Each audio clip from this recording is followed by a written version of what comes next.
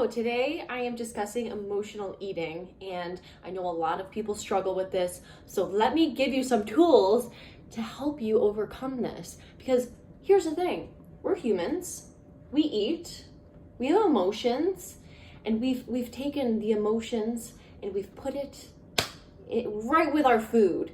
And it kind of sucks because we have to survive by eating. And if we have all of these emotions surrounding food, it takes away from the enjoyment of it, because half the time you're battling with yourself, like, should I eat this? I don't know if I should eat it. I know I shouldn't eat it, but I'm gonna eat it anyway. And it goes on and on and on. So what we need to focus on first is the root cause. Why? Why do we emotionally eat? What's the reason behind it? Like, why, even though I know that eating a whole sleeve of Oreos, that's my favorite example because I love Oreos because they're delicious. Why do I still eat a whole, I don't, but I did. Why do we, and I'm talking in general, decide to eat this whole row of Oreos when we know it's not good for us? What goes through, what's happening? What's the cause? And this is exactly what caused me to heal from emotional eating, is getting curious about, why do humans work this way? Like, what's up with us? And guess what? It's our advanced brains. They've really screwed us up, because it's not like we're birds and do everything all day to peck around and find the food to survive. We have the means to survive. Like, we are past survival mode, yet so many people are living in survival mode because we have human needs and they need to be met. And so what we do is we when we don't have a certain need met, we act out in a certain way, whether that's going for toxic relationships, going for toxic food. It's all of these things that we know aren't good for us, but we want because it's giving us something in that moment that we're not feeling fulfilled with in general in our own lives. So think of us as like this pie chart. And we have these sections that 30% food, 30% water. Those are random percentages, but you know what I mean. We need certain things to survive. But a big part of human nature is needing to feel comfort and love. And many times there's certain holes within each one of us, like metaphorically, that need to be filled. These voids that need to be filled. And if you're not filling them with your own self-love and your own self-compassion, you're going to unconsciously fill those voids with things that make you feel extremely comfortable. Macaroni and cheese, all of the buttery, greasy, disgusting, yummy, temptatious foods. Temptatious, is that a word? I don't know. That's okay. So knowing that the root cause of emotional eating is filling a void that's not being filled by ourselves, or looking for fulfillment in other things outside of us, in the conditions of our lives. And that's what we need to focus on in emotional eating and healing, is first finding true compassion and love for yourself. Because when you really do that, and it takes work, you can't just be like, okay, I love you, Cassie. All right, can I move on from this emotional eating? No, you really have to do the inner work in order to get past it. And a lot of times this has to do with your inner child who needs a nice hug and needs to be nurtured and needs to be told, you are loved and you are cared for and you are safe. You have to feel safe in your body in order to heal, in order to feel free. Because you can't just be like, I'm free. You can't just convince yourself of things on the surface when all of this shit down here has not been dealt with. You have to first dig all of this stuff up, find that love within you, and then you will begin to make decisions based on self-love versus self-hate. Because when you make decisions based off of self-hate, then you will not succeed with any long-term goal, because that is not your highest self. That is not your highest purpose, is being in that mode of self-hate. That is a low frequency, that is low vibration. And what you want to do is bring yourself up to that higher vibration, to your higher self. Ask yourself, ask your highest self, ask God, ask the universe, whatever you believe in. You need to believe in something, because you need to pull that love. You need to channel that from something, and it is inside of you. This God, this higher self, this spirit, the angels, whatever it is that you believe, are so powerful for your healing that you must trust that they are there, that it is there. And you call upon it and you say, what does my highest self need?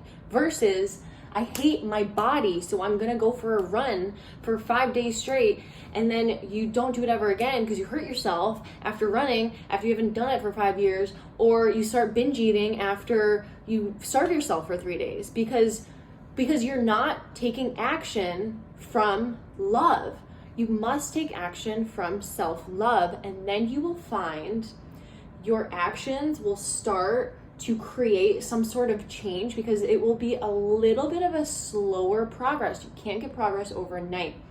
No snaps of the fingers to magically make your emotional eating go away. This is self-work that needs to be dealt with. You need to find your self-love in order to pull yourself out of the self-deprecating state of mind, which will only give you the circles, the cycles that you fall into of emotional eating, binge eating, and then not eating, and then running too much, or whatever it is.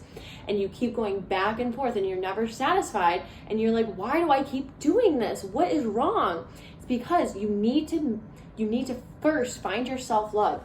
Find your self-love. I will be doing it in IGTV eventually about inner child work, because this is where it stems from, is having to nurture the little Cassie in me. And I'm still working through this myself. We're all works in progress, but I've learned so much, and I just want to share this. So if you have some parts of you that haven't been worked on, you can't just take this surface level thing and be like, all right, I'm gonna fix it quick. It's like a Band-Aid, you know what I mean? Like, you can get quick little fixes, but what you have to do if you want long-term results is truly dive into work to self-heal. And I am there to help you with that, by the way. I am definitely here to help you. This is why I do coaching. This is why I'm just so passionate about it. Clearly, like, I just want other people to get out of the suffering that is not necessary. Suffering is not supposed to be a part of this life. I mean, it is to a certain extent, but if you're living in it for so freaking long and it's taking over your life, then you need help and you need to get out of it. And you are so welcome to ask for help, and I will never judge anyone for anything. You please message me, whatever it is. But anyways, when you make action, when you actually find your self-love, and this takes time, and I have definitely some tools that I will help with my, in my coaching and things like that. But when you take action after you find like true self-love for yourself, there's a whole new world that opens up, and you are literally working on a different vibration, and people will notice that too when you really find that. So when you find that love, you'll say, okay, what is it that my highest self needs today? You know what? I need energy. I'm gonna go for a run. I'm gonna get my endorphins going. It's gonna feel amazing after you go for a run. Okay, I'm starving. Like, what does my body need right now? A detoxifying smoothie, And you'll automatically start making those choices because you are operating from love versus hate. If you wake up and say, look in the mirror and you're just pissed off, you're like, I'm just gonna go for a run. I'm gonna go. This is what I used to do. This is why I'm giving it as an example. I used to run, and I would lose so much weight over like 2 months, 3 months, maybe 4 months, and then guess what? Back down or back up again on the scale. And this was not any like 5 pounds. It's kind of like 20 to 30, even 40 pounds it's been of ups and downs, because I was never operating out of the place of love. I was operating from self-hate. And when you operate from self-hate, this is so key, write this down. When you operate from self-hate, your actions will only bring you suffering. in the long term. It might bring some sort of goodness like quickly, you know, you might feel great from that run, endorphin wise. But if you really want long-term results, you will start taking actions, and they won't be like, I gotta run for 10 miles. It's like, no, I'm gonna go for a walk today. I need to be with nature. I need to do yoga today. When you listen to your body, when you tune into what it needs to feel love from you to fulfill yourself, that is where the magic happens.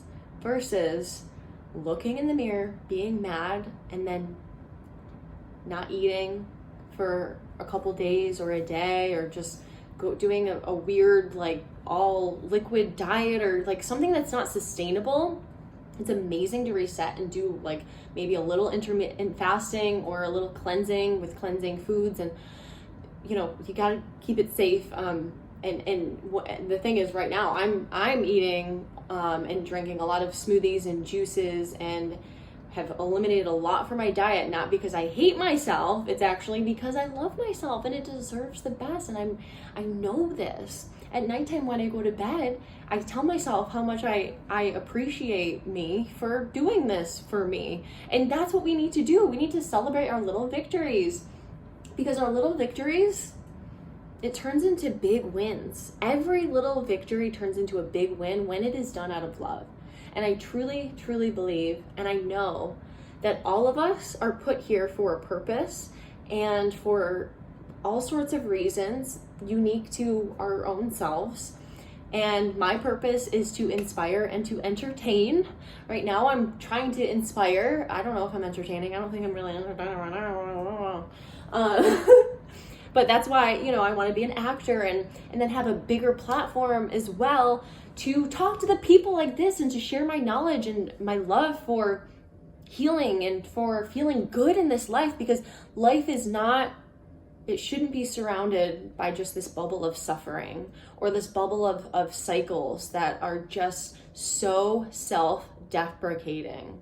That's the worst feeling, is when you're just in that like rut where you feel like there's no escaping. But I'm here to tell you there is escaping. There are ways to get out of emotional eating. There are so many ways. There's so many tools. There's one way, which is through the love that you have, but you can't find your love. You can't just be like, I love myself today. Am I done with emotional eating now? No, you really, really, really need to write letters to yourself. You need to do some meditations. You need to do breath work. You need to figure out what works for you. And if you need suggestions, let me know. And that will help heal your mind, your body, and your soul. Be appreciative of all the little things that you do for yourself. Be appreciative of all of the wins that you give to yourself, that you find in your day, big, small, whatever. Because all of those little wins over time will grow your self-love, and it will be super authentic, because at first it feels inauthentic because we've gone so long with hating on ourselves. And I really want to end this in this world. And I definitely am going to do my part in doing so. So please let me know if you would like more information on my coaching services or on anything that I have discussed today, because I have worked through this for 10 plus years, and I have finally found really, really great practices and tools and mindset work that has shifted me into such a brighter life. And I really want to share this with you. And I hope you got something out of this video today. If anything, start some sort of practice where you really can dig into your self-love. It's going to hurt at first because there's a lot of guilt and fear and past traumas that we must work through in order to dig out the love and the light that's deep inside of us. And then from there, the magic will truly happen, because when you operate from a place of love, that's magic. That is magic, and that is what life is about, is healing and then inspiring others through your own healing. Okay? Thank you so much. I hope you got something out of this. Let me know if you have questions. Message me if you are interested in any of my coaching services. My website is going up soon, so I'll have more information on that coming up. I love you guys so much. Have a beautiful day.